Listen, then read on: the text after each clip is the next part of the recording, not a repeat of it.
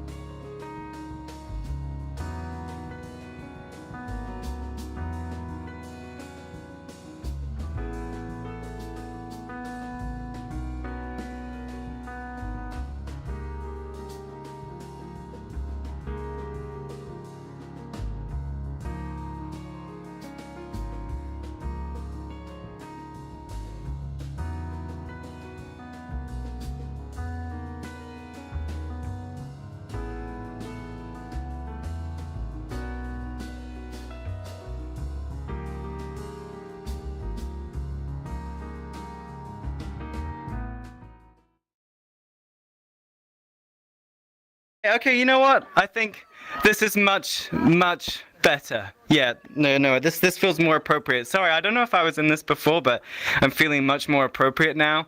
If you're wondering why I'm in this gorgeous avatar today, you're about to find out. We have two incredible, well, we have one short film from an amazing series and another incredible music video featuring our furry friends that look similar to this. And our first film today is from Shiba Squad Survivor, and I'm honored to welcome to the stage the director of this project, Drowns, for a short introduction before we play the episode. Welcome to the stage, Drowns. Hi. Before I say anything, I just want to say that this avatar is amazing. You get the Drowns thumbs up. Yeah, hi everyone. My name is Drowns. I am the producer, director, and editor of Shiba Squad Survivor. I am honored to be a part of Raindance this year and being able to have episode 5 shown in front of a big screen. But yeah, thank you. Hope you all enjoy. Thank you, Drowns. Thank you, Joe. You're in for a treat. This is such a comical and brilliant episode from a much bigger series. And please stay tuned. After the film, we're going to engage in a conversation with Drowns and some of the other team members behind this project. So please stay tuned for that. And without further ado, let's watch episode 5 of Shiba Squad Survivor. I keep on doing the wrong emote. You're just struggling, aren't you? Yeah, let's get drunk. No, I'm just too early to get. Well, it's almost 5. It's our call. Okay, I should probably try my work. Good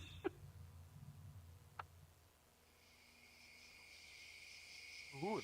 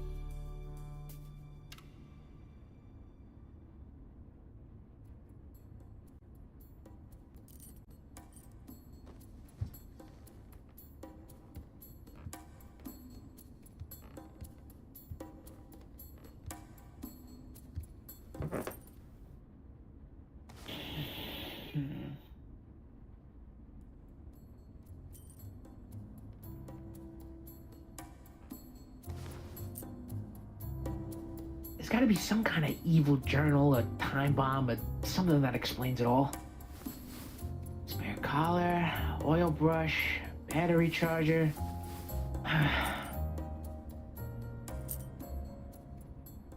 If you say one word to anyone, I will shave you. Previously on Shiba Squad Survivor. The contestants were dropped into a grueling puzzle challenge where teamwork was really put to the test. With each of them growing more irritable and impatient, both teams were slow and at each other's throats. At the final stage, the Buppers worked collectively to secure their first win of the competition. Orza's heroism was crucial for their victory. Meanwhile, the Wuffers sent home Jake after his constant complaining, becoming the Wuffers' first eliminated. Will the Buppers take the lead?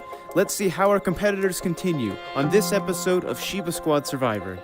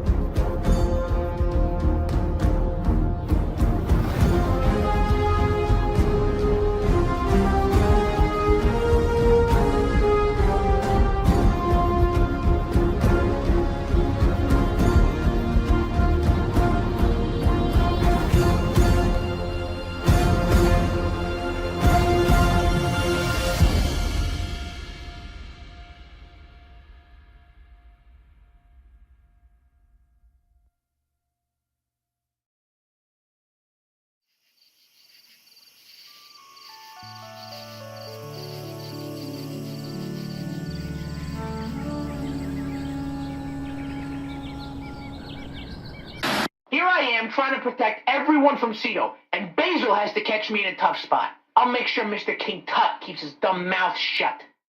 I'm glad to wake up in a bed today and not a concrete cage. And, whatever they drugged us with when moving us underground, can I get some of that again? I'm not sure about anyone else, but I'm having second thoughts about being on this competition. Drowns is completely insane. He blew up a quarter of the island. Imagine what else he has rigged on the island.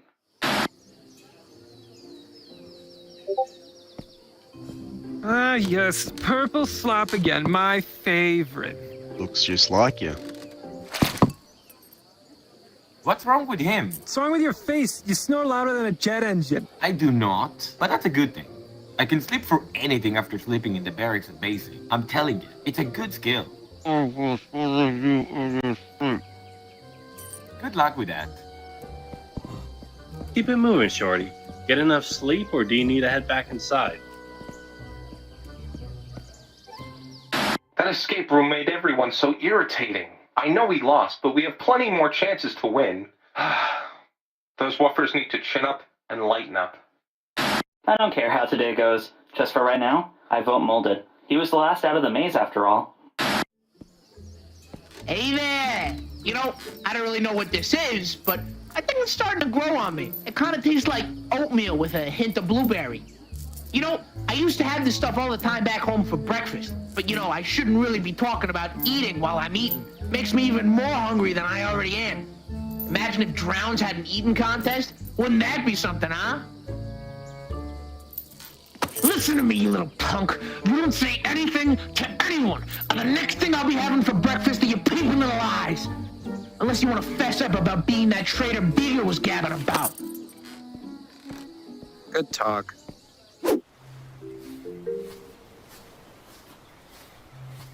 Oh, hey. You look like you could use a tan. What I need is a margarita. You know, it took me forever to realize that we have a literal entire ocean at our disposal. That long? Your wet dog smell is probably clouding your brain. My brain is fine. That's how bright you are in the sun. I can't even see. If I had a face like yours, I'd sue my parents. Did you want something? Good morning, campers! Everyone, please head to the campfire to brief on the next challenge. What, nothing to say? And I don't smell like wet dog.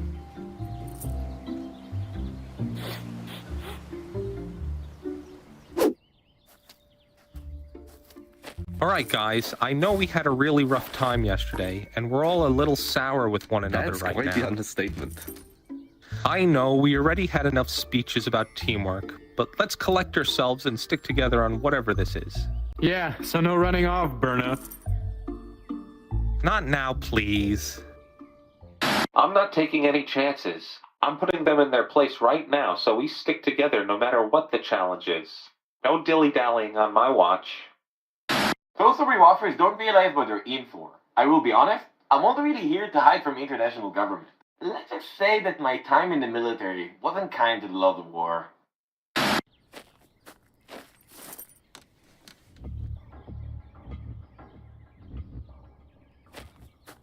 Good morning, campers. I hope you all enjoyed waking up in your beds today. I think I'd prefer the hard floor. Pretty sure I've got bed bugs. I'm glad that the beds are to your satisfaction. Now, everyone follow me for a special presentation.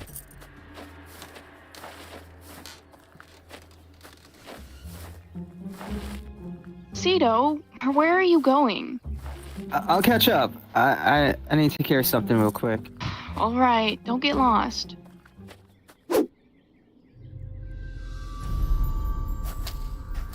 Where are you? We need to talk. Look, whatever you're doing to me, if it's not funny, I'll give you whatever you want. What the heck are you talking about? Just stop following me and mess with my head. I'm... what? I don't get it. Are you some kind of island troll? A long-lost relative? You gonna have me sign my soul away to save my dad and get superpowers in the process? Whatever this is, I'm not a part of it. Maybe you don't mock what you don't understand.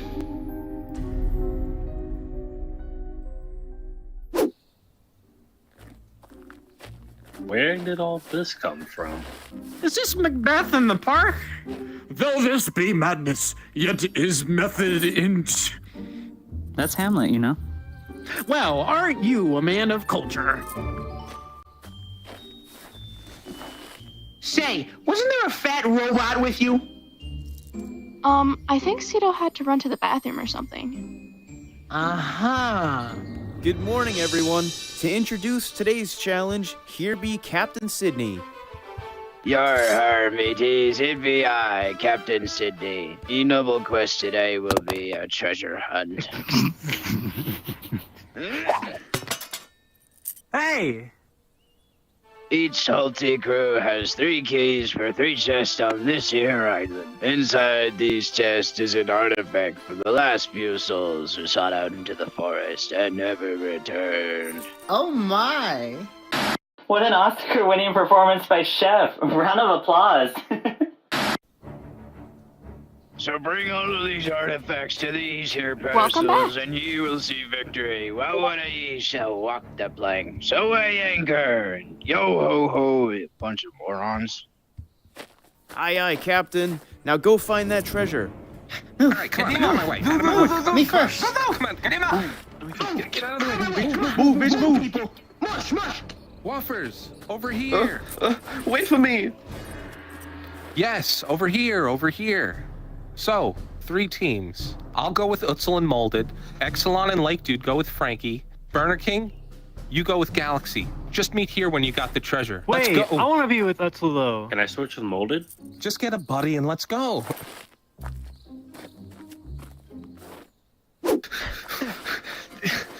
Shoot, I need a partner. You can come with us. Perfect.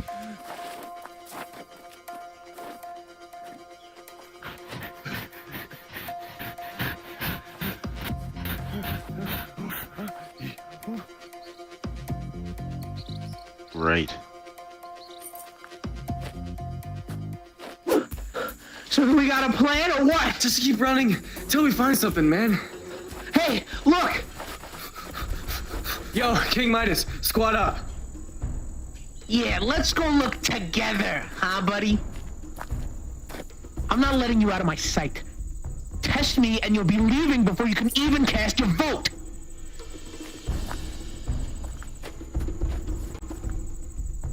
That wise guy ain't saying nothing to nobody. I'm not even trying to scare the guy. I guess I'll just mess with him for fun. This is just great.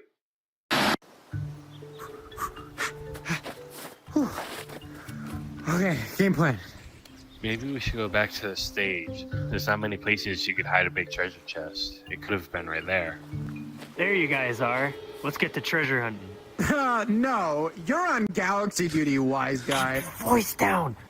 Let's just go while he... There you are. Oh, I am not a runner like you. Ah, jeez. Oh, yeah. We're headed south.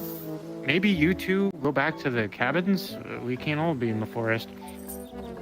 Good thinking. Come on, Berna.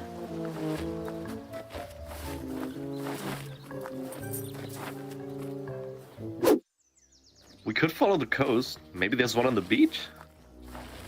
What about the lake? With that thing we saw? Oh, right. Good point. What's at the lake? Nothing. Nothing.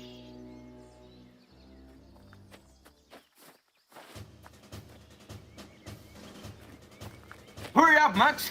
The view is gorgeous! I can't. Oh, go to boot camp, boys. Boot camp? The Pop Scout could make that climb. You guys are more like the Chub Scouts.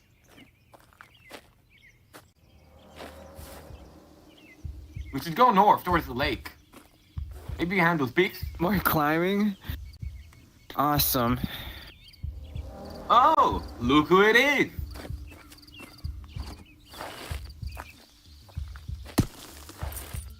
Hey, Muggy Schmug, who's there? You could kill someone doing that. Yeah, that's the point. Now let's go.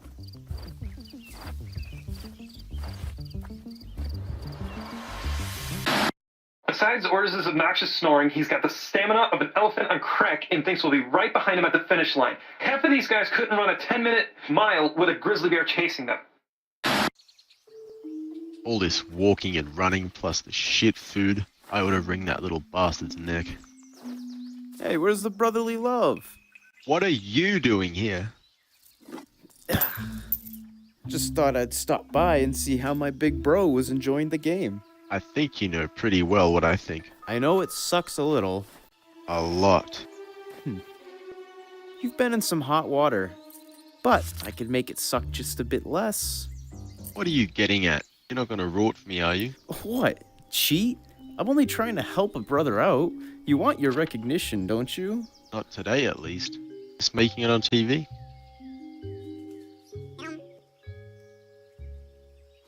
Absolutely not. Better not, or it's a nuclear noogie and a lawsuit for you, Mr. Game Show host.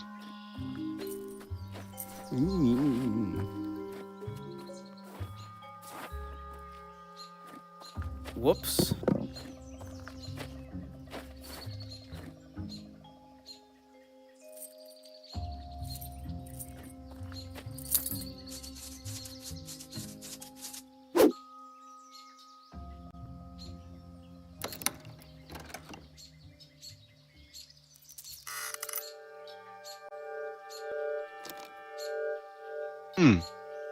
Good prop work.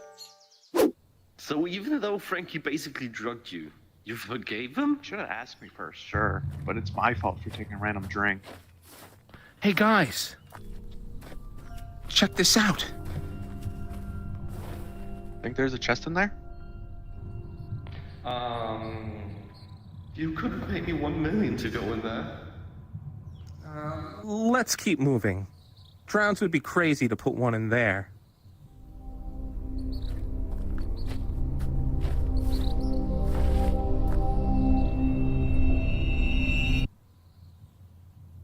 Yeah, crazy. Maybe it was right under our noses. And we missed it at breakfast? Yeah. I love a simple challenge. They're just like playground games for pups. Yep. I'm just gonna go use the restroom. I'll be right back. I found one. No way. You did?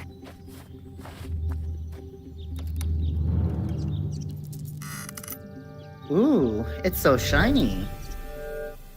Good work, man. Thanks. I'm glad I'm finally winning over my teammates, and it's such an honor to be here, honestly, especially for Drowns.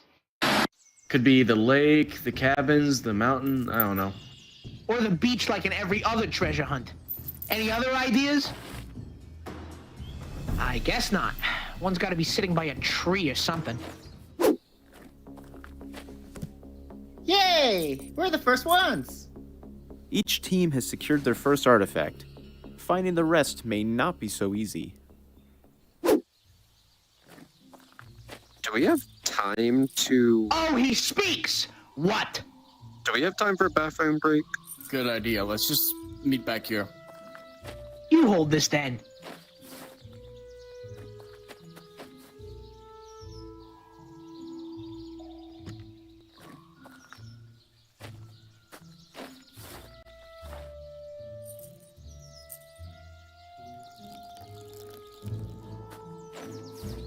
Yo, dudes! I found one!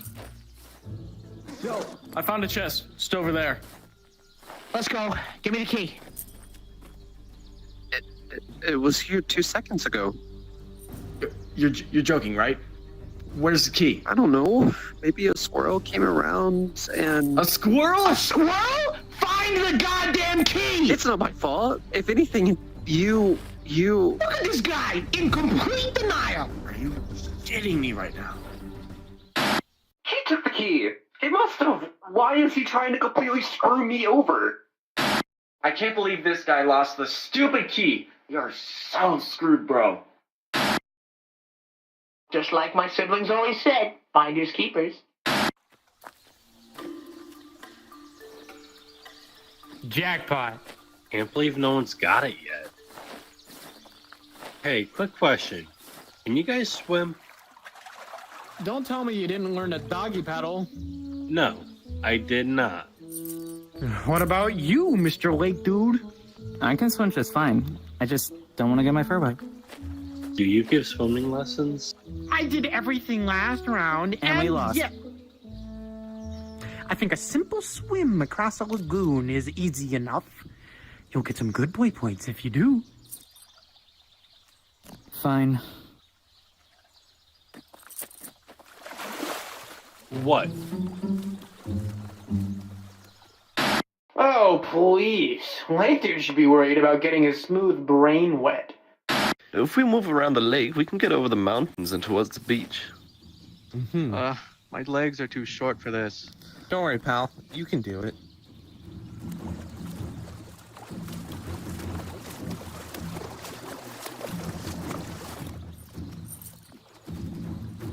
Huh?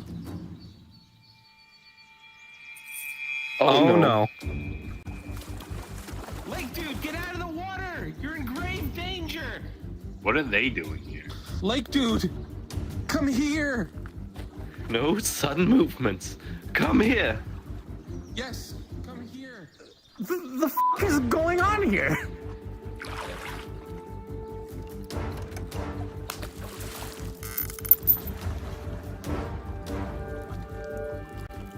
Cool. Now what? Hurry up, please!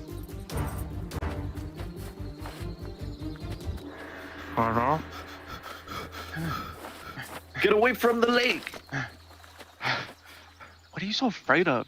There is a monster in it! A monster? Yes! Utzel, Jake, and I saw it during the laser tag challenge. It gobbled up the flag. Well, clearly it didn't want to mess with me. Seriously, there's a monster in the lake! Right. I think we'll be leaving now. By the way, watch out for the lions and tigers and bears. How is Lake Dude not attacked? This is ridiculous. Go away! I'm gonna eat you. Oh! Excellent! Who keeps melting cakes? Dang it, they already got the chest. We gotta at least have one by now. Let's try somewhere else. Or we could steal it from them. I mean, can we? Yeah, of course we can. That's what we do. You have some explaining to do. Ever since that laser tag game, you've been totally scatterbrained. This island has been messing with me somehow. It's like someone is trying to scare me away. How so? I keep seeing things, and people that I'm not sure are even there. I wonder if Drowns knows about any of this. Maybe see a medic? Wait, can this show even afford medics? I doubt Drowns' idea of first aid is going to cut it. I'm not paranoid, right? You saw it too. Oh yeah, I saw it. There's something beastly in that water. I mean, I believe you. Not every weird monster sightings gotta be fake. What are you gonna name it? What? Every urban legend and monster story has a name. What should we call it? The Lagoon Serpent. Nah, it needs to be something short, like Nessie or Bigfoot. Jake saw it too, right? How about Jakey? Jakey? Huh. I kinda like that. Me too. It's fun. Oh no, here comes Jakey! Sorry. Alright, I got a plan, but I need to do this alone, while you keep looking for chests. I'm already worried. Shut it. I'm gonna sprint to the cabin and get something to deal with them. You guys just go.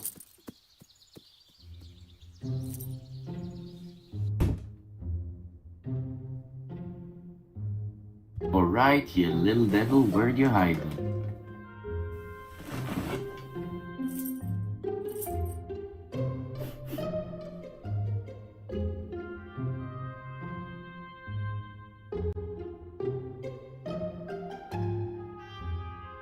Oh, what do we have here? Hypothetically speaking, I want to get lost in your booty hole.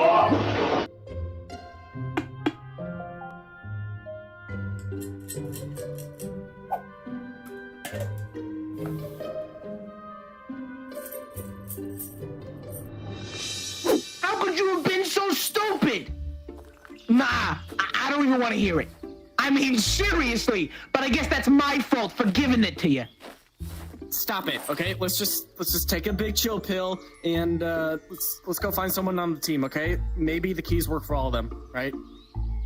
Yeah, all right. Let's get someone more responsible here. You go look while I keep an eye on this clown.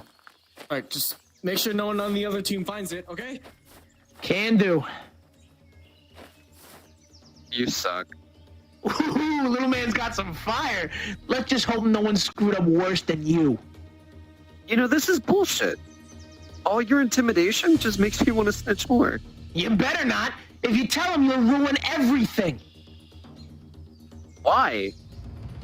Why? Because I don't want to look bad? Because Beaker said we have a traitor? And? And Cito keeps acting out in the weirdest f***ing ways, and I swear every time something goes wrong, that big tub of cyber lord's ass deep in it. If he's not the traitor, I don't know who is, because we all know he's bound to go all Skynet and kill someone. Or worse, get me kicked off the island. You're robophobic. What? No! This is serious, you dingus! Why did I even tell you that? Well, I can help you, but you need to lay off me before I get eliminated instead. I won't tell. Promise. You're not gonna talk either way, but I'll try. That's reassuring. Sweet, we're in the lead. Yes, you are. Now to make things more intense. The Walking Wuffers Only need one more artifact to win. The Barking Bumpers still have 2 left to find. Again, the Wuffers need one more to win. Get hunting, you scurvy dogs. Shit.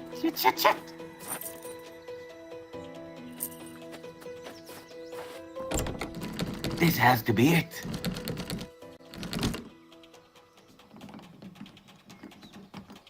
What the heck is Ors doing? There you are. Look, I found a chest just over the hill with Jackson, and we lost our key. I kind of need yours. Yeah, sure. Who has the key? I thought you had it. No. Don't tell me. Ah! Ors has the key. Are you kidding? You guys lost yours too? Man. Come on. Come on! We need one more! Ella! Ow! God damn it! Stupid box! Drowns, I swear to God. Oh, hi, Basil.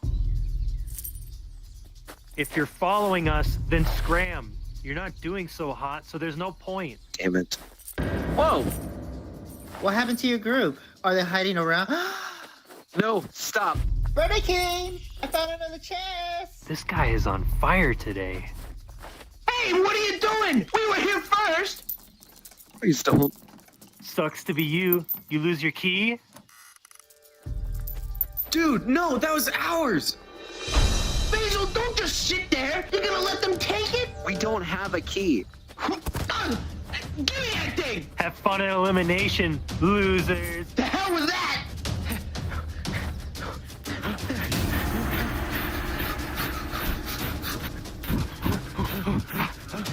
I'm open!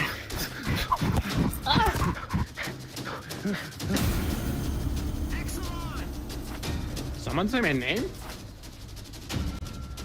Is that Berna? I got it! Holy shit! Time is of essence, as the Wuffers are so close to yet another victory. You know how crazy you look talking to nothing? Ooh, we've got quite an intense chase to end the challenge. I got it! I got the artifact. I got it.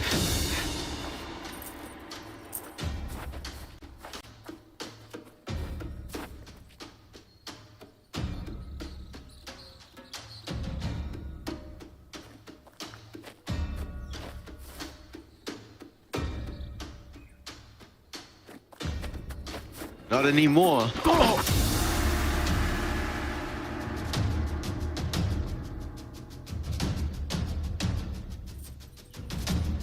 Grab it!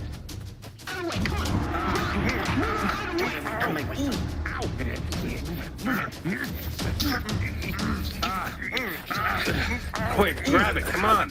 Where is it? And the Woofers have won the treasure hunt.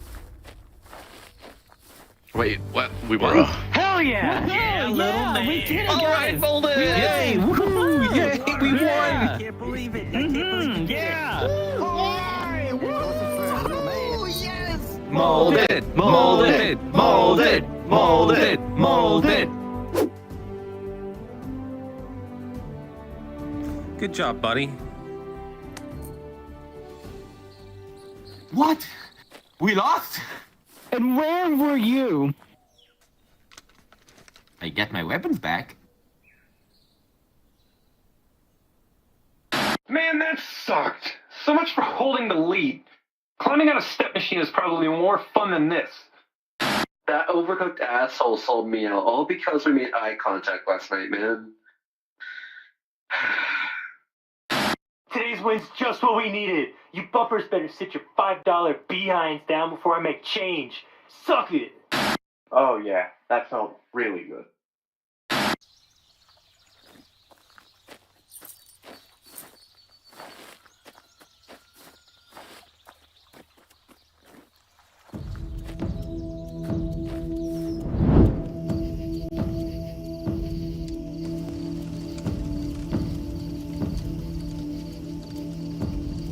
Good evening, Buppers. Welcome to yet another elimination ceremony. Yet another.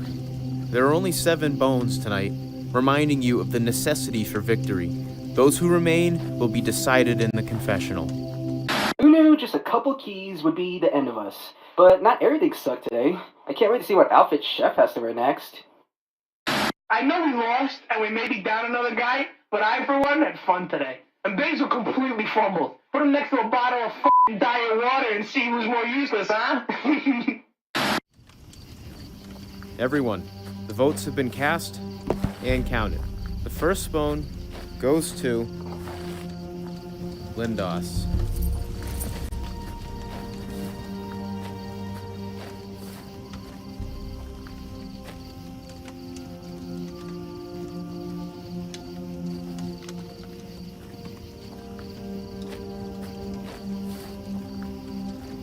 The second bone goes to Trixie.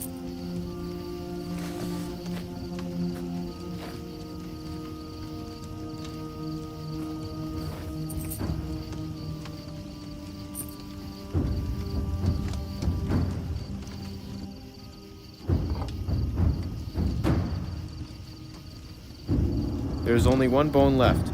The final bone goes to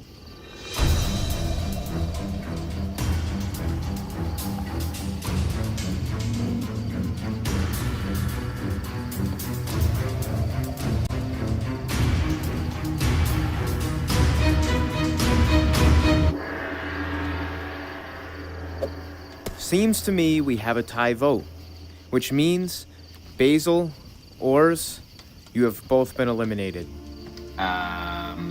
Wait, what? You're killing our chances, bro. We're already super outnumbered, man. Oh, this is not good. You're telling me if we have a tie, then 2 go home. As if we could agree on anything. We're done for. I'm glad to see Ors go. Guy was definitely gonna kill someone if he stayed any longer. I would have voted for him anyway because of his constant snoring. Gonna sleep awesome tonight. The rest of you advance further, this time. Figures. Saturn, you need some major cardio. You too, Cito. Good luck, everyone, because without me, you are all... Alright, thank you. Now head to the dock already. I missed you, Alexander. Boris Shiba, you are surrounded. Surrender now, peacefully. Ah, they found me!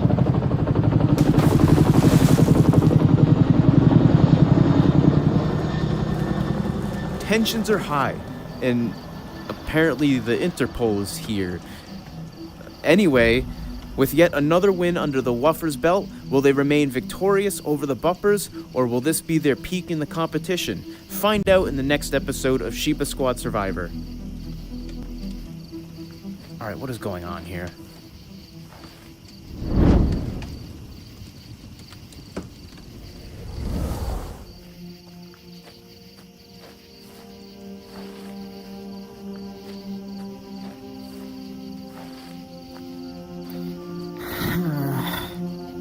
I think it goes without saying who my vote would be for, which is...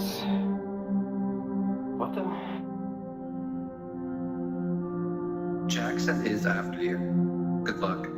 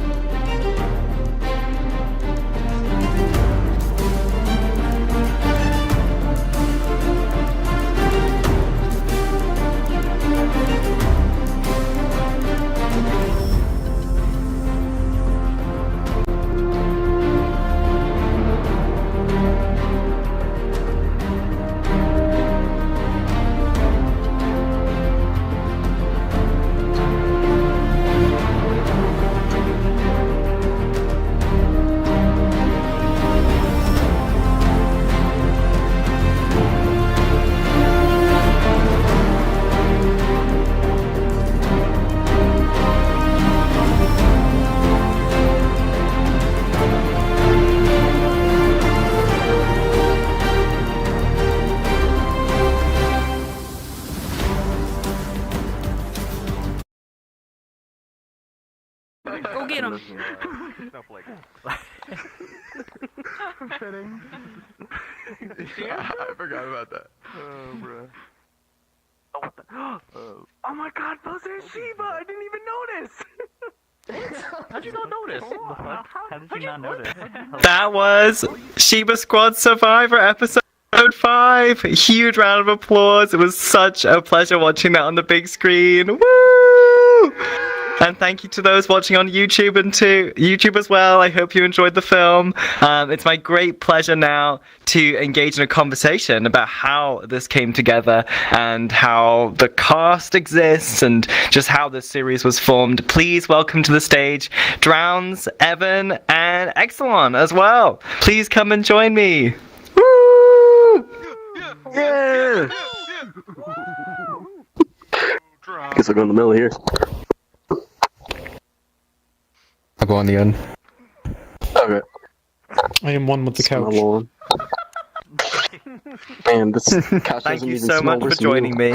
I feel really relaxed in this avatar. I think maybe that's like relatable to maybe some people who wear this avatar commonly, but I'm really feeling it today. So I'm quite excited to be joining you in this Awesome. form. Awesome. Yeah, Thank you so much for having us. Perspective. Thank you so much.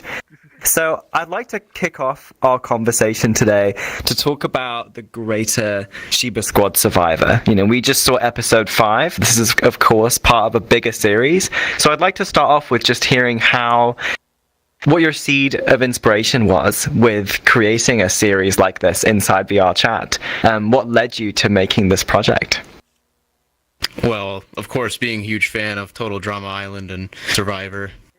And just reality TV series in general, that's mainly what the inspiration was, as well as what Rectal Bisque and Evan were working on with a full feature-length film in VR, Shiba King Assassination. That was another big inspiration.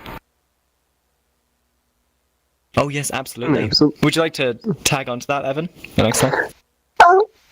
I mean, yeah, a little bit. I mean, yeah, like this show really did become, and you know, Drowns talked about this a little bit in another interview, but this whole project was mainly just like, you know, getting a bunch of friends together and making our, like, so I joined a little bit later, but originally, and I think Drowns, you can add on a little bit, but like it really did. It was a process to get to where it is today. And even though we're on episode 6, which is already out, and we're on episode 7, it's already gone to such great lengths from the very beginning. And we've learned so much. Oh, absolutely. Yeah. Yeah. This definitely started out as more of like a YouTube skit for Drowns and his friends or people that he just wanted to be a part of the show. Maybe more staple names in the VRChat community, or VRChat, the Shiba Squad community. And Total Drama Island has definitely not only been a big inspiration for the premise, but throughout the series as a whole. And I think you and the audience can agree that if you know that show, you will probably have picked up on some of the references. Some. Yeah. I was curious about your influences actually, but before we get to influences, I have to acknowledge one of the most standout aspects of this production, and that's the casting. You've managed to assemble such a colorful cast of characters, and I'm so curious how you discovered each of your members. You mentioned, a lot of them were friends, and this was a way to celebrate your community and your friends. And so I'd love to hear your process of casting and how you allowed the characters to form their characters. Did you allow the cast to really kind of find their own beats and stories and performance too? So yeah, a majority of them were already friends of mine, or another person that was big into the production is Shelley's over in the audience over there. But yeah, so it was a majority, it was just friends, and I had a couple people that joined onto the show that I didn't really know.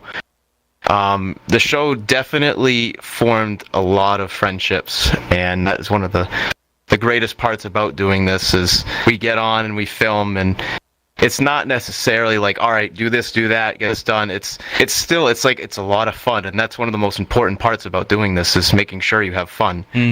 But to talk about the characters, I basically told them what I want your characters to be is an amplified version of your actual personality. So take everything that you do in VRChat and amplify it. Make it times 10, make it times 100, whatever you want to do. And that's kind of how the characters developed. And of course, some of them kind of went off a little bit.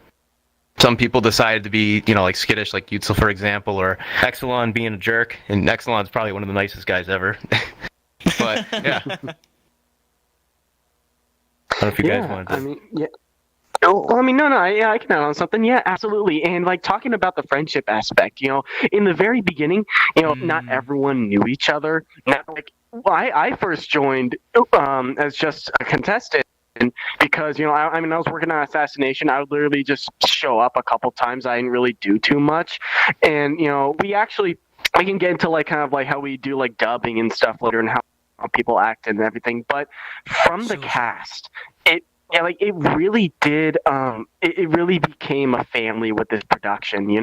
I also think that there were so many people who were kind of unknowns in the very beginning, and now because of the series, a lot of people know who they are. It really did change a lot of people, and and for some people, they've actually taken liberties and going doing different things. Like we have some people in 3D asset production. I'm doing writing. I started just acting, and then I'm doing some of the writing now. It's really transformed, even if it's 6 episodes. I probably personally. Yeah, carry on. You can go first. Okay. I think I personally only knew at most a third of the entire cast when I came on board, and now I know everybody, and everybody probably knows me at this point, for better or for worse. And in terms of the characters, Drown's giving the pitch of being an exaggerated version of yourself, and throughout the writing of the show, kind of morphing that into archetypes and writing around those archetypes. So some of these people are a little bit more written than just an exaggeration of themselves, but obviously, we try to leave room for creative input, that if someone doesn't like the way things are going, that they can make suggestions. But we kind of took that as a baseline, as a framework, and now we've written some backstories about people that we're going to continue to flesh out throughout the rest of the series. Yeah. And we also did actually we're not just doing the characters, but also the entire world. I can say from like working on like Shiba King Assassination, we kind of thought of like, you know, the Shiba cinematic universe in a way. And I say that I know like Marvel isn't kind of like a good example nowadays, but we kind of we thought of taking Survivor and like, you know, Assassination and other like Shiba centered works, at least within VRChat, and make like a whole centered world. There's like, you know, different territories and districts of different communities. Like, you know, you got like Halo and soldiers, and then you got, you know, weebs, you got volleys, you got Shibas. You know, we're making a whole world of this thing as well. The Shiba cinematic universe. Yeah. Right, Absolutely. I see. Yeah, I mean that's like the most digestible way to put it nowadays. It's just put cinematic universe, and then it's like, oh, okay, I understand now. Did you want to add anything more to that, Drowns? I was going to talk a little bit about something that we were discussing from the beginning of this question. The biggest thing about this show is like it was mentioned before, how it just started out as a skit, and that's kind of what it was going to be. It was all just improv, and we tried that, and it didn't work too well. We had different cast members. Some of them left. Some new people came in. Exelon.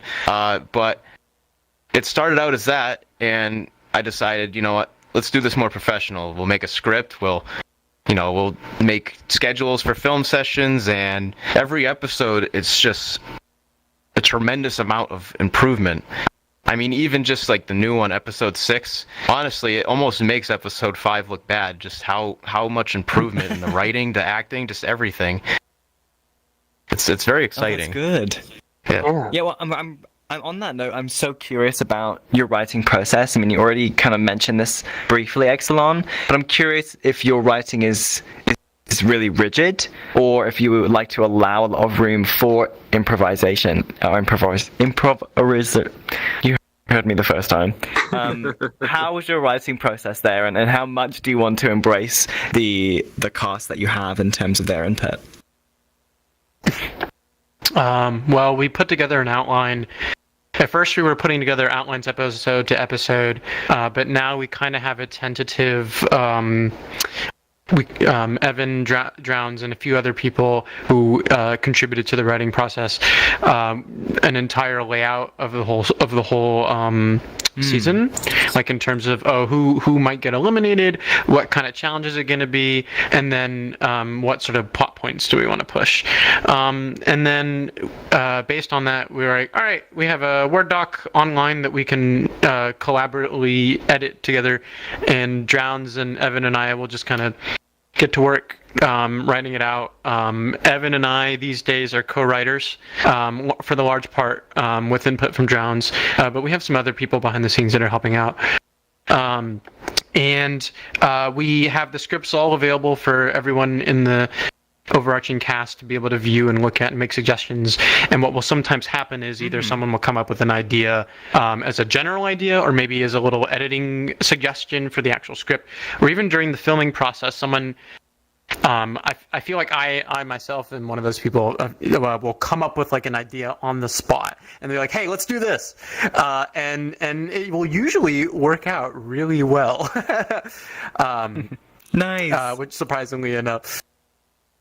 Yeah. Sometimes things will either just be like, you know, we have it planned out, or some things will just in the middle of the moment. Like sometimes while we're even filming, we'll just include something if it's good enough. Like oh wait, that's episode 6. I'm trying to a good example. I got one. Yeah. So a good example of an idea. So that whole sequence with Oars, the crazy guy, he was in my cabin, and he was searching around trying to find his weapons, and that whole scene was kind of like spur of the moment thought. And I was thinking, you know, it'd be funny if we get a bunch of different shots of him doing different things. And then the funniest part, of course, was when he was looking on the computer. That was Evan's idea. Yeah. That definitely got a good chuckle, I think. Yeah, but with writing, like, I mean, I did some of Assassination, but like I really took up writing with not Assassination, with Survivor, because I mean, I saw so much potential in this show, and and Exxon was exactly right. It's kind of just like, we'll make an outline, and then I will sometimes write a complete first draft but then we'll all bring in our own different ideas. We'll change up a few things. And yeah, it is a whole process, a very collaborative process. And I kind of I don't take, but I get inspired from a lot of other things. I try not to watch Total Drama Island or Survivor to get more unique ideas. I'll be watching some news article or something that doesn't have anything to do with film or Survivor shit or anything. Oh, sorry. And I'll just get inspired from that. You can really get inspiration for anything. Aaron Sorkin, my favorite writer, he said, "A great writer good writer is inspired. A great writer takes." And while you might feel differently about that, I definitely think that every writer, and even my mentor, Rectal Bisque, Matt Sullivan, he'll tell you that every writer steals from each other, and I agree. Yeah, that's certainly some truth to that statement. And that was actually my next question. It was, I know that you have influences from Total Drama Island, but were there any other films or TV shows or other aspects I know that you have in you shared? Do you have any other inspirations that you'd like to mention, Drowns or Exelon? It's more so now than it was in the early episodes, 1 and 2, and maybe even 3. We weren't really having any kind of inspiration from anything else other than Survivor, and we're moving on to episode 7, and this one has tons of inspirations in it, and it's definitely gonna kind of take a little bit of a turn and make it more unique than what we have out so far. Yeah, that's kind of our plan with the show so in the first few episodes it's going to make it really just funny, cartoon dogs, haha, and then we're going to get very serious. The funnies are going to be kind of toned down, we're going to have more drama, we're going to have more world building. It's gonna get dark. It's just any type serious, of competition. It's gonna be great. Yeah. You get closer to the end and you can't trust people, you can't, you're trying to win the prize. That's the goal. So it's not just goofing around anymore. It's gonna turn into the Hunger Games. No, I'm not sure. Basically. We never know. We don't know. We don't know what's gonna happen. Now, I really want to talk about the world of the show, and I mean specifically the VRChat space, the world that you've created. It brings so much cohesion to the series, not only episode 5, in the exteriors, the environment, and the interiors as well. I'm so curious what your journey was like discovering that world. Yeah, so again, inspiration from Total Drama Island. The island is, especially with the huge mountain and the campfire.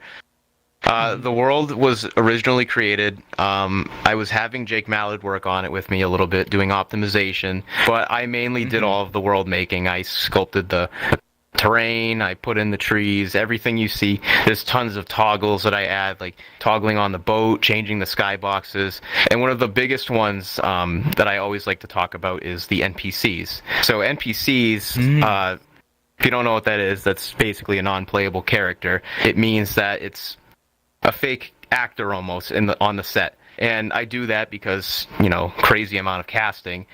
There's so many people, and trying to get that many people in a film session to shoot filming and all that, it's very difficult. So what I do is I like to prepare, and I'll make NPCs that can kind of fill in the background or do mundane tasks or whatever I want without having to have people do that or asking extra people to get on. And it also helps with optimization, and because the more people you have in a world, the higher your ping's going to get, and all that.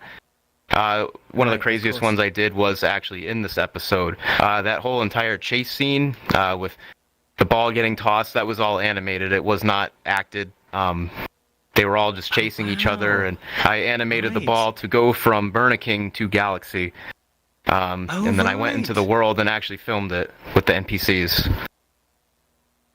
Wow, that's so fascinating. I don't know many VRChat filmmakers who've taken that step, so it's really interesting to hear that process. Did you want to add anything, Evan? I mean, I could have another question, but please.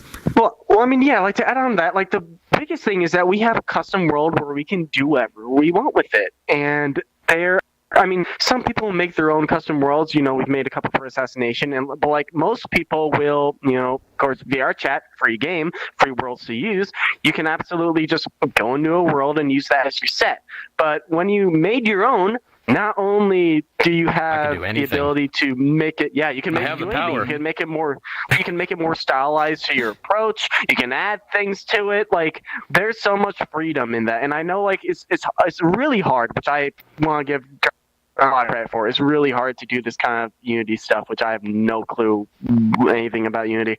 So absolutely, just custom worlds. They're such a good thing. Yeah, using other worlds can put a restraint on production, especially when you want to get really creative with it. I mean, you can even do stuff with avatars, which I'm also experimenting with. So, you know, in the instance where we want to use a world that wasn't created by me, I can still do things as if it was a world that I created and make, you know, props or whatever. So it'll be interesting to see how that goes. Right. What with using avatars?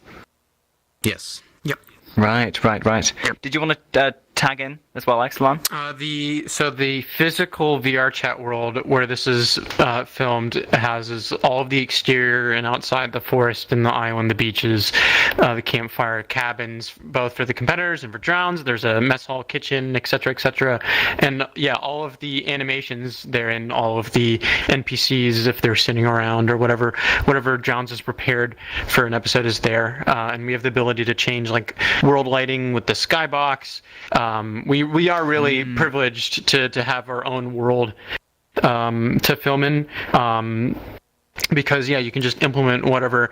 There are separate worlds Drowns has created specifically for interiors, and then everything that you have seen in the episode in the cave area. We have the cave area assets we had developed by an asset maker named Inox. Very fortunate to have him. And so you just kind of hopping from world to world to get this filmed, and when we need to change things, Drowns just makes the change. Right. I think that it does so much for the project, and I'm always so interested in films that create their own avatars, create their own spaces bespoke for these productions, because it brings the art direction together in such a united way that it's such a pleasure to watch. You know, it feels like the world is a part of the story, and it's really effective. Now, I'm so interested in the performances now. You've mentioned NPCs, and Evan, you mentioned earlier about body acting and dubbing, and so I'd love to touch upon that and share, and if you could highlight how you approached capturing some of the more dynamic scenes or the dubbing process in general. Can I do this? Well, majority of the voices are dubbed over. That's because time zones are not, they're not our friend. So getting somebody from like Germany or Israel is like really hard to get them on set at the same time as everybody else. So, I'll have somebody else in full body or even sometimes half body do their acting for them. And it's a good strategy to do it this way, because I can tell them how exactly to say the line, how it was delivered, and, give that real emotion to the line. So it takes a little more time. I get people, I'll do them separately. It takes maybe 15, 20 minutes at the most to get all their voice lines. But we'll go through the script with each person, and they'll give me their lines right in front of me, so we have a nice spatial audio instead of, a mono right in the head.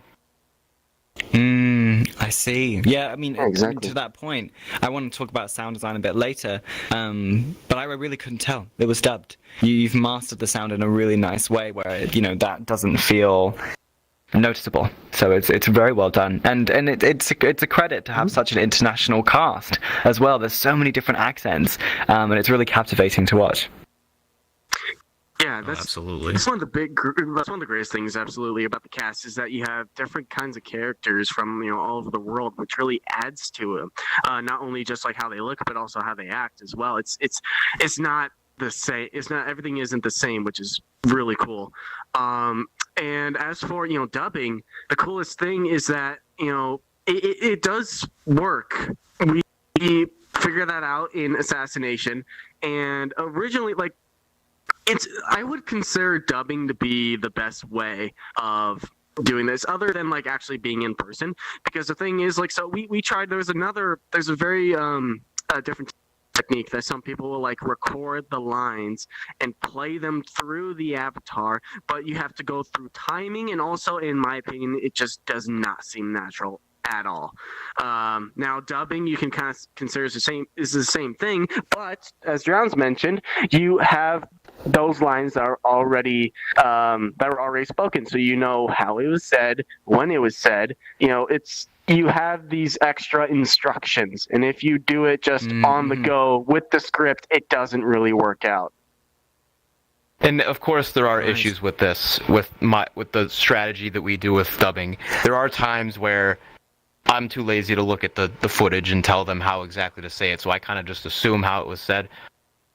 Give them the emotion. The emotion will be there, but the timing will not be. Because sometimes people pause in between a word, sometimes people mash words together. So, to kind of combat that, I am very precise with my editing, and I will speed up very, very small parts of it so I can fit in the words together. It won't match up exactly, but it'll be extremely close. I see. Yeah, well, sometimes you have to take that liberty. If the footage isn't quite working, it's the best way to go.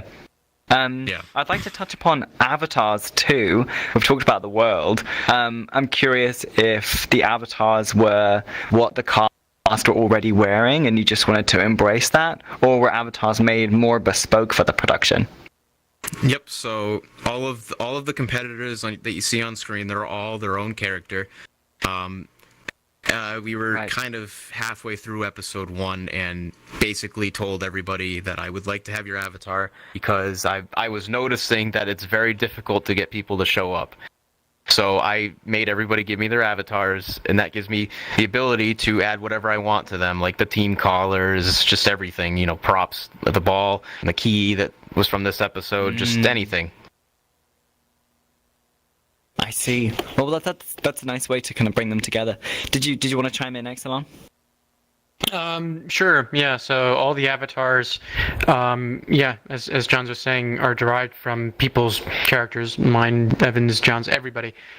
And these are all models that are derived from the base model created by Pikipedi, and some from variants, but just kind of adapting it, as Johns was saying, for use in the series. So by having everyone's avatar to be able to use to film, he has props that you can toggle on, or maybe special things that you need for a certain episode. Right. And by being able to have everyone's avatar to film is good. So. Oh, absolutely. Yeah, I mean, like the world, it does so much justice and gives you so much creative freedom as well. Now, let's talk about cameras. So one thing we haven't really touched upon. I'm curious that, well, firstly, there's a really nice blend of handheld cinematography and kind of more clean drone footage, which I think really matches the genre of the show. Did you have any specific directions with camera or inspirations that you wanted to bring into? Originally, in episode 1, I was trying to be very descriptive when we were writing the first script about what the camera angles will be, and that just adds a lot more time to the writing, so I just kind of stopped doing that.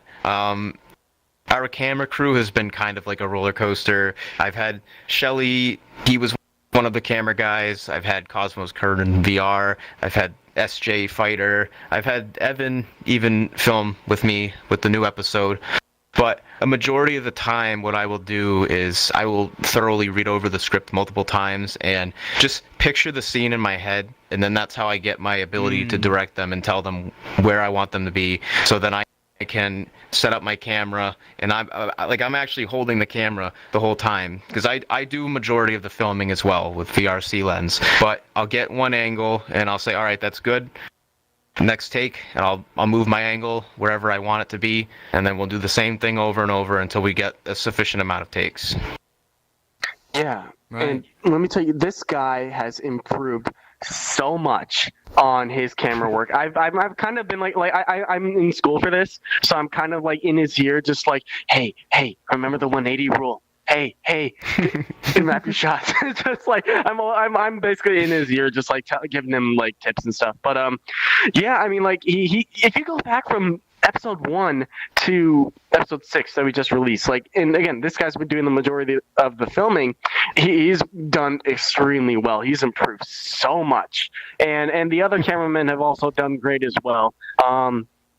Yeah, and it really is astounding how much the quality has changed from episode 1 to 6. Like, I was kind of like my family's watching right now, my parents and grandparents, and I kind of like for a while I didn't want to I didn't want to share Survivor or Assassination with any normies, anyone who was outside of VR, because I didn't consider it to be good enough. But how we've gone so far, episode like 4, 5, 6, I think we've really improved so much, and like I'm finally showing it to my classmates and to family. Like it's gotten that good that I think everyone involved should be proud of it, or more proud.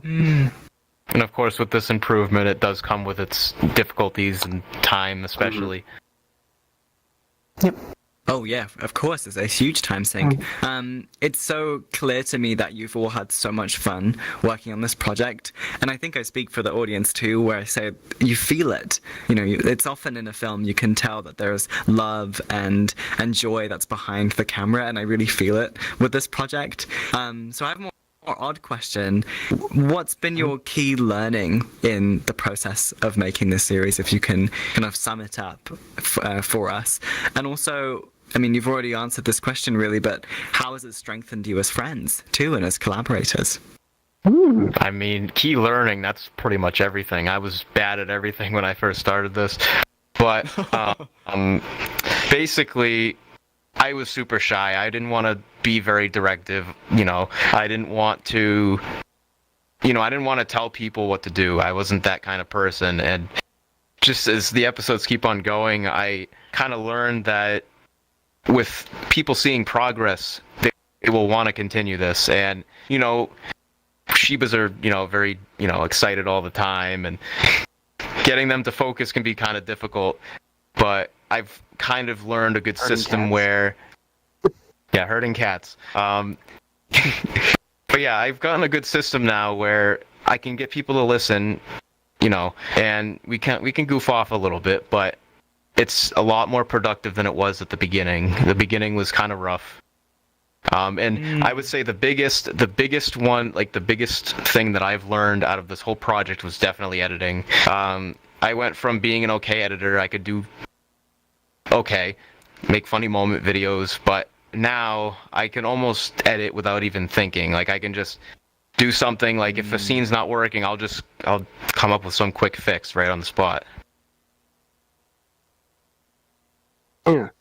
Awesome. And like for me, it's kind of been like, so I'll admit I've kind of been like taking up many things like cinematography and like other things in the last 3 years. But with Survivor, when I was brought on as a writer, I really took this seriously. I mean, I did like I knew how to write a little bit from Assassination, but when I got on Survivor, I was like, okay, no, we're gonna have this scene, and this character does this, and this character says this. Like, and I was watching so many shows and videos about writing. Like, I want to take this seriously, And also, it was not only just writing, which I honestly think my best work has been in Survivor so far, and but also acting as well. I know, again, we're not, I'm in school, I got jobs, I got other shit I'm doing. Sorry, damn.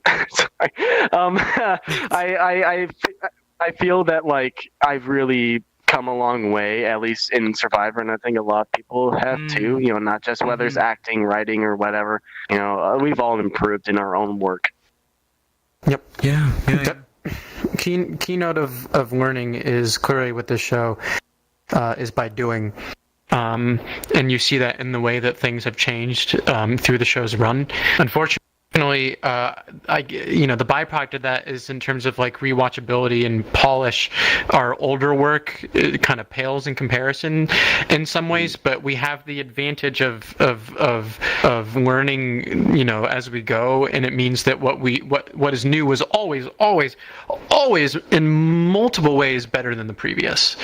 I can't believe that we somehow continue to find ways to improve from episode to episode. I'm like, we got to peak at some point, but we just keep knocking it. I know I'm tooting our horn a little bit here, but we just somehow keep managing to knock it out of the park every time. For episode 7. Me personally talking, I had only had some experience as acting as an extra in Bisk and Evan's film Shiba King Assassination, so I didn't really have any experience coming into this. But me and Drowns and Evan and for everyone, just kind of taking as much experience that you have in your personal life, either with your career, your profession, or your hobbies, and trying to tie that in, trying to slot that into what you're doing in the project to kind of help figure out how to do things like me using what I know about business classes that I took in school to understand how an audience thinks when it comes to writing, or how to coach people for acting as a co-producer. Drowns, working based on his previous experiences, doing his own skits and providing his expertise in assassination and other projects. Evan with his work in assassination and also his professional and educational experience. We're all complementing each other, and I think that's what's really strengthened our bond is for us to be able to trust our creative decisions as a result of what we've worked on together. And I think that's really powerful. And that way, right, with some people acting in the show who were they've never done anything before, and now some of those people are like our most reliable and most favorable like actors, for example. Doing it's very rudimentary, but for us it's very powerful.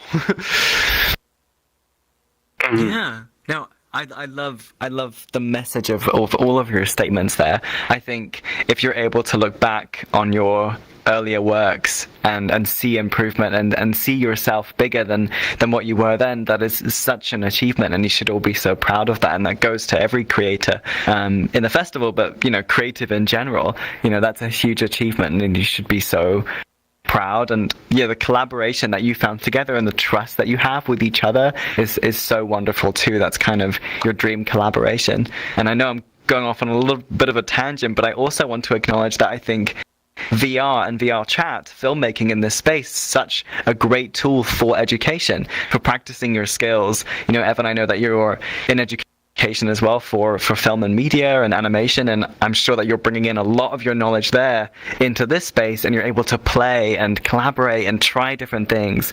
And I can relate to that experience too, as someone who went to film school and used this platform to experiment and play around, and it's helped me tremendously. So I just want to echo that point that you made to a little bit further for our audience and for people watching. If you're interested in experimenting, this is such a good space for it. Now I have one more question before we open up for audience questions, and that is, I would love for you to plug where the series is at now, and what we can expect in the next episodes to come. I mean, you've already done that a little bit, but here's your plugging opportunity. So we got episode 7. The script is pretty much written. We actually are going to start filming tomorrow. Evan and I are going to be going to Chicago as well as Exelon, so there's going to be a little pause, especially because the holidays are coming up as well. So there's going to be a little bit of a delay, but that's okay. We're going to start working on just putting out shorts to kind of help the YouTube algorithm, and trying to make some social medias for the show as well, just the habitat. There is an IMDb page. We update that regularly. There's also a Patreon, which I need to start updating as well. I haven't done anything with it in a few months now, so there's all kinds of stuff that we're trying to do to help this show, just to keep it hype. Okay. Yeah. Well, in the meantime, we've got up to episode 5 And episode 6. So there's still plenty to see in the meantime. Just wanted to plug that. Go on, Evan. Yeah, absolutely. Yeah, like so, and like as he mentioned, yes, you can watch. So I mean, you can just rather search up Shiba Squad Survivor, and that'll be the first thing you come up with. I mean, on YouTube, it's on a channel called The Habitat, but you can again, you'll find it easier just to search up Shiba Squad Survivor.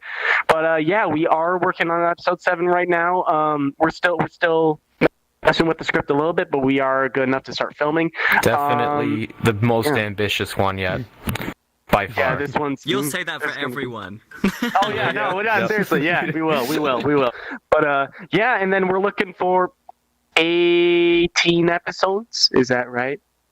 Yeah, for the 18 show? is the planned episodes, and that's including an hour-long finale. Yep. Wow. Yeah, so it's gonna be. But I mean, we're doing pretty good right now. I keep, it's funny because I'm like mainly the person writing. I keep on adding all this ambitious stuff, and that's like taking us longer. But we are on a good track to finishing episodes within 2 to 3 months at a time. So we can totally have this thing done in like 2-3 years at the least, definitely. Mm-hmm. Okay, well I want to make sure we have good time for audience questions. If anyone has any questions for our attendees, please come down and ask away. I see Kips coming down. We love hearing your questions. Hey, Kips. Hey, Kip. Hello. Hey. It's incredible, you guys. So, when it came down to the NPCs, I actually had a really big question about it. Are you using shader motion at all to capture the mocap?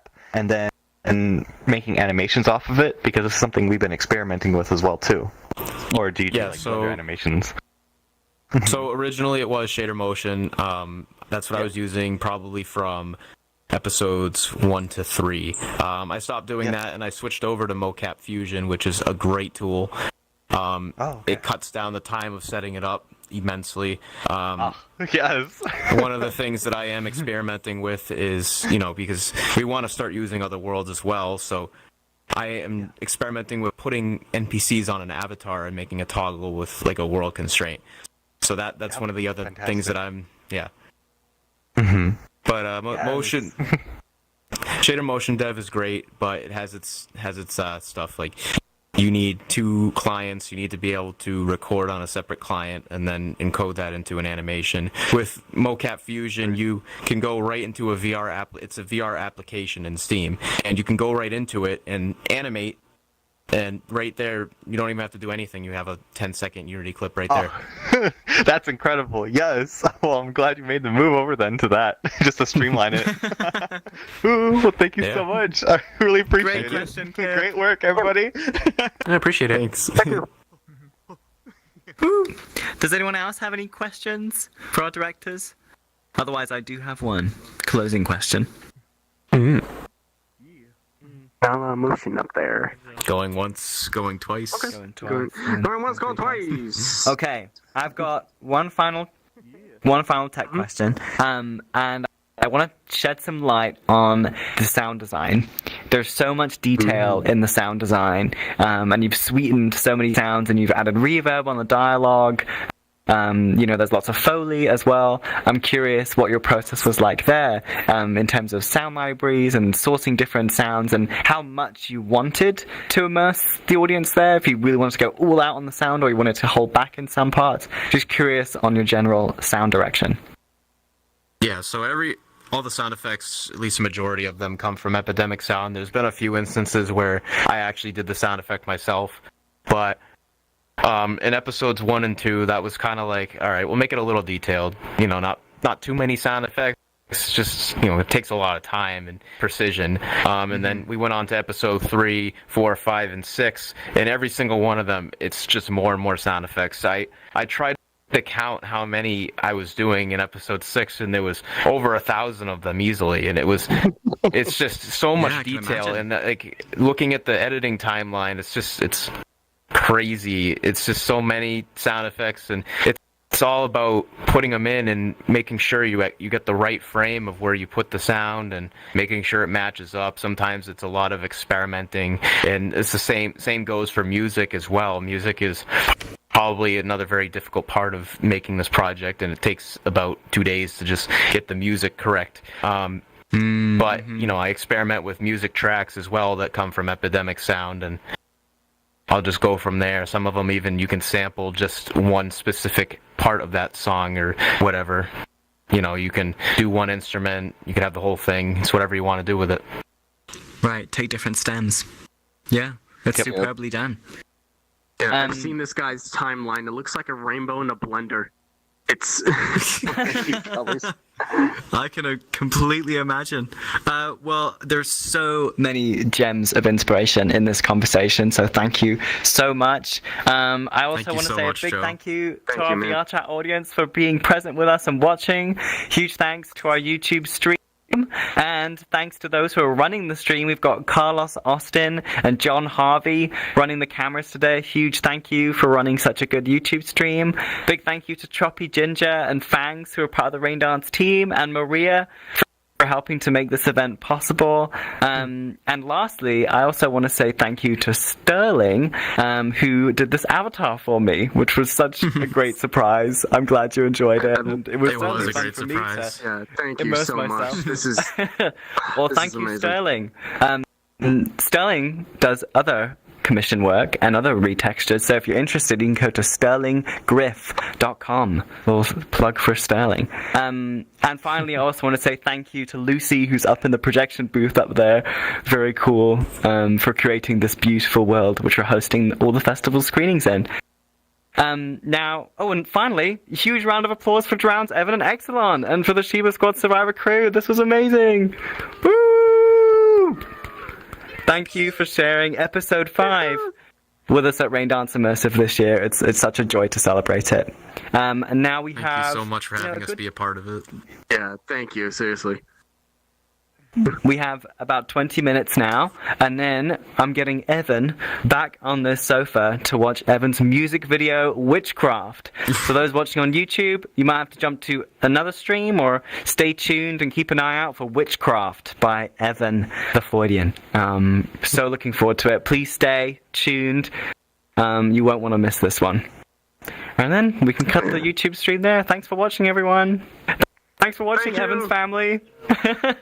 Woo! And then let's grab some photos of all of you. And I want to grab some photos of me with you in this too. I think that happens. Yes, please. Heck yeah. Thank you again for doing this. All right.